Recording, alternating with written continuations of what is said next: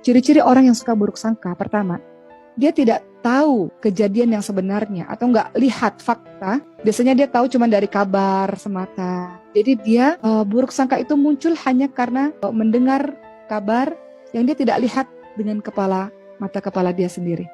Kedua, kenapa dia bisa berburuk sangka? Apa ciri orang yang berburuk sangka? Karena dia memang sejak awal sudah punya anggapan yang buruk. Jadi mau dengar apapun karena dari awal sudah punya anggapan yang buruk, jadi semuanya menjadi buruk, teman-teman sekalian. Anggapan buruk akan melahirkan prasangka buruk.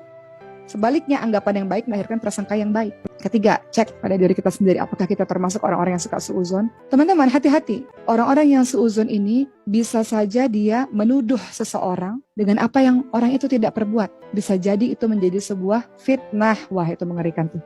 Keempat, kenapa ada orang yang suuzon? Mungkin orang itu memiliki pengalaman yang buruk terhadap seseorang yang sedang ia cari-cari kesalahan itu. Sehingga dia akan memiliki anggapan buruk pada orang tersebut berdasarkan pengalamannya sendiri. Apakah itu adil, teman-teman sekalian? Tentu tidak adil. Penilaian kita terhadap orang lain berdasarkan pengalaman pribadi kita tidak bisa kita jadikan sepenuhnya dia adalah orang yang buruk. Contoh misalnya, kita pernah sakit hati dengan seseorang, orang itu pernah menyakiti kita. Kemudian kita dengar dia melakukan sesuatu yang buruk. Kemudian kita katakan pada orang banyak, tuh kan benar, dia memang orangnya begitu.